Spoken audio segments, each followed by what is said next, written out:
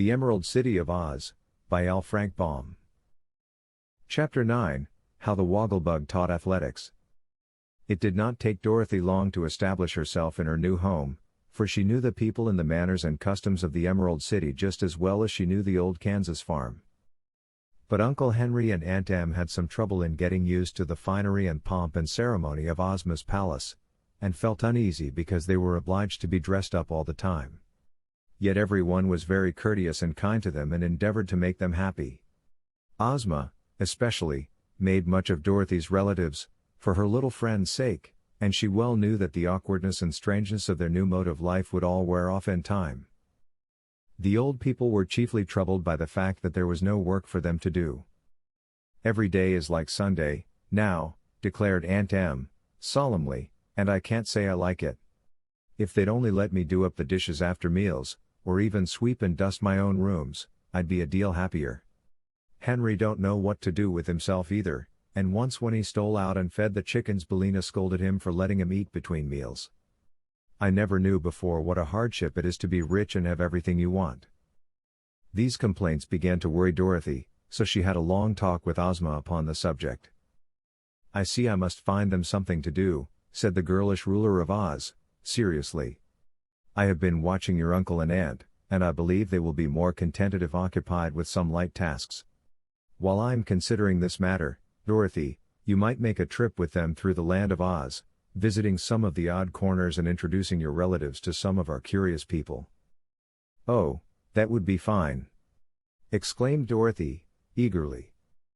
"I will give you an escort befitting your rank as a princess," continued Ozma, "and you may go to some of the places you have not yet visited yourself, as well as some others that you know.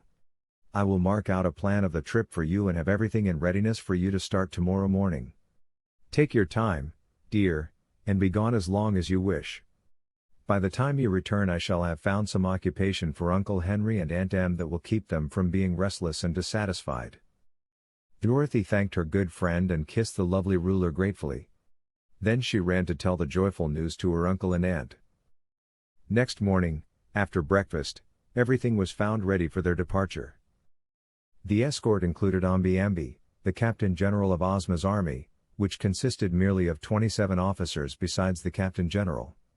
Once Omby Amby had been a private soldier, the only private in the army, but as there was never any fighting to do Ozma saw no need of a private, so she made Omby Amby the highest officer of them all. He was very tall and slim and wore a gay uniform and a fierce mustache. Yet the mustache was the only fierce thing about Omby Amby, whose nature was as gentle as that of a child.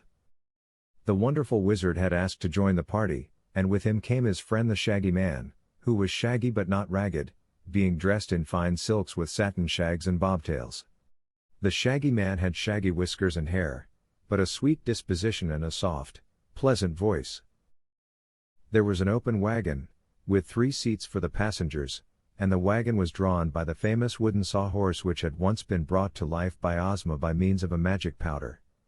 The sawhorse wore golden shoes to keep his wooden legs from wearing away, and he was strong and swift. As this curious creature was Ozma's own favorite steed, and very popular with all the people of the Emerald City, Dorothy knew that she had been highly favored by being permitted to use the sawhorse on her journey. In the front seat of the wagon sat Dorothy and the wizard. Uncle Henry and Aunt Em sat in the next seat and the Shaggy Man and Omby Amby in the third seat. Of course Toto was with the party, curled up at Dorothy's feet, and just as they were about to start Billina came fluttering along the path and begged to be taken with them. Dorothy readily agreed, so the yellow hen flew up and perched herself upon the dashboard. She wore her pearl necklace and 3 bracelets upon each leg, in honor of the occasion. Dorothy kissed Ozma goodbye, and all the people standing around waved their handkerchiefs, and the band in an upper balcony struck up a military march. Then the wizard clucked to the sawhorse and said, "Get up." And the wooden animal pranced away and drew behind him the big red wagon and all the passengers, without any effort at all. A servant threw open a gate of the palace enclosure, that they might pass out, and so, with music and shouts following them, the journey was begun. "It's almost like a circus," said Aunt Em, proudly. "I can't help feelin' high and mighty in this kind of a turnout." Indeed, as they passed down the street, all the people cheered them lustily, and the Shaggy Man and the Wizard and the Captain General all took off their hats and bowed politely in acknowledgement. When they came to the Great Wall of the Emerald City, the gates were opened by the guardian who always tended them. Over the gateway hung a dull-colored metal magnet shaped like a horseshoe, placed against a shield of polished gold. "That," said the Shaggy Man, impressively, "is the wonderful love magnet. I brought it to the Emerald City myself, and all who pass beneath this gateway are both loving and beloved." "It's a fine thing," declared Aunt Em, admiringly. "If we'd had it in Kansas, I guess the man who held a mortgage on the farm wouldn't have turned us out." "Then I'm glad we didn't have it," returned Uncle Henry. "I like Oz better than Kansas, even, and this little wood sawhorse beats all the critters I ever saw. He don't have to be curried, or fed, or watered, and he's strong as an ox." "Can he talk, Dorothy?" "Yes, Uncle," replied the child. "But the sawhorse never says much. He told me once that he can't talk and think at the same time, so he prefers to think." "Which is very sensible," declared the Wizard, nodding approvingly. "Which way do we go, Dorothy?" "Straight ahead into the Quadling country," she answered. "I've got a letter of introduction to Miss Cuttingclip." "Oh!" exclaimed the Wizard, much interested. "Are we going there? Then I'm glad I came, for I've always wanted to meet the Cuttingclips." "Who are they?"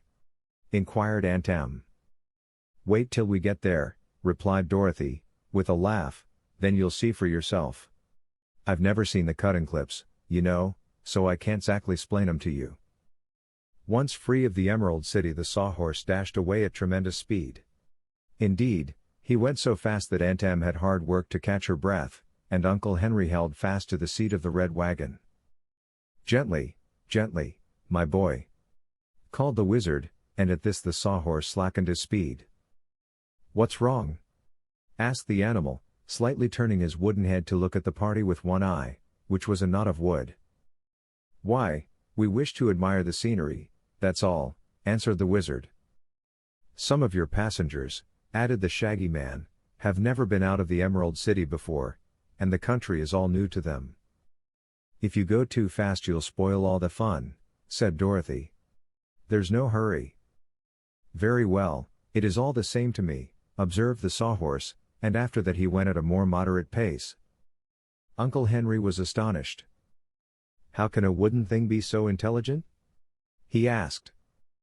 "Why, I gave him some sawdust brains the last time I fitted his head with new ears," explained the Wizard. "The sawdust was made from hard knots, and now the Sawhorse is able to think out any knotty problem he meets with." "I see," said Uncle Henry. "I don't," remarked Aunt Em, but no one paid any attention to this statement. Before long they came to a stately building that stood upon a green plain with handsome shade trees grouped here and there. "What is that?" asked Uncle Henry.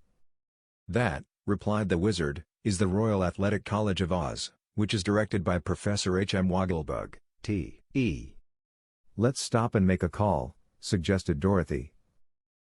So the Sawhorse drew up in front of the great building and they were met at the door by the learned Wogglebug himself. He seemed fully as tall as the Wizard, and was dressed in a red and white checked vest and a blue swallow-tailed coat, and had yellow knee breeches and purple silk stockings upon his slender legs. A tall hat was jauntily set upon his head and he wore spectacles over his big bright eyes. "Welcome, Dorothy," said the Wogglebug, "and welcome to all your friends. We are indeed pleased to receive you at this great temple of learning." "I thought it was an athletic college," said the Shaggy Man. "It is, my dear sir," answered the Wogglebug, proudly. "Here it is that we teach the youth of our great land scientific college athletics, in all their purity." "Don't you teach them anything else?" asked Dorothy. "Don't they get any reading, writing and arithmetic?" "Oh, yes, of course. They get all those, and more," returned the professor. "But such things occupy little of their time. Please follow me and I will show you how my scholars are usually occupied. This is a class hour and they are all busy." They followed him to a big field back of the college building, where several hundred young Ozits were at their classes. In one place they played football, in another baseball. Some played tennis, some golf, some were swimming in a big pool. Upon a river which wound through the ground, several crews and racing boats were rowing with great enthusiasm. Other groups of students played basketball and cricket, while in one place a ring was roped in to permit boxing and wrestling by the energetic youths. All the collegians seemed busy and there was much laughter and shouting. "This college," said Professor Wogglebug, complacently, "is a great success. Its educational value is undisputed, and we are turning out many great and valuable citizens every year." "But when do they study?" asked Dorothy. "Study?" said the Wogglebug, looking perplexed at the question. "Yes, when do they get their arithmetic, and geography, and such things?" "Oh, they take doses of those every night and morning," was the reply. "What do you mean by doses?" Dorothy inquired, wonderingly. "Why, we use the newly invented school pills, made by your friend the wizard. These pills we have found to be very effective, and they save a lot of time. Please step this way and I will show you our laboratory of learning." He led them to a room in the building where many large bottles were standing in rows upon shelves. "These are the algebra pills," said the professor, taking down one of the bottles. "One at night, on retiring, is equal to 4 hours of study. Here are the geography pills, one at night and one in the morning. In this next bottle are the Latin pills, one 3 times a day. Then we have the grammar pills, one before each meal, and the spelling pills, which are taken whenever needed." "Your scholars must have to take a lot of pills," remarked Dorothy, thoughtfully. "How do they take 'em, in applesauce?" "No, my dear. They are sugar-coated and are quickly and easily swallowed. I believe the students would rather take the pills than study, and certainly the pills are a more effective method. You see, until these school pills were invented we wasted a lot of time in study that may now be better employed in practicing athletics." "Seems to me the pills are a good thing," said Omby Amby, who remembered how it used to make his head ache as a boy to study arithmetic. "They are, sir," declared the Wogglebug, earnestly. "They give us an advantage over all other colleges, because at no loss of time our boys become thoroughly conversant with Greek and Latin, mathematics and geography, grammar and literature. You see, they are never obliged to interrupt their games to acquire the lesser branches of learning." "It's a great invention, I'm sure," said Dorothy, looking admiringly at the wizard, who blushed modestly at this praise.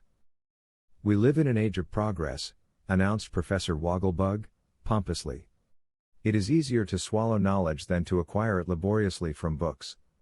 Is it not so, my friends?" "Some folks can swallow anything," said Aunt Em, "but to me this seems too much like taking medicine." "Young men in college always have to take their medicine, one way or another," observed the wizard, with a smile, "and, as our professor says, these school pills have proved to be a great success. One day while I was making them I happened to drop one of them, and one of Bellina's chickens gobbled it up.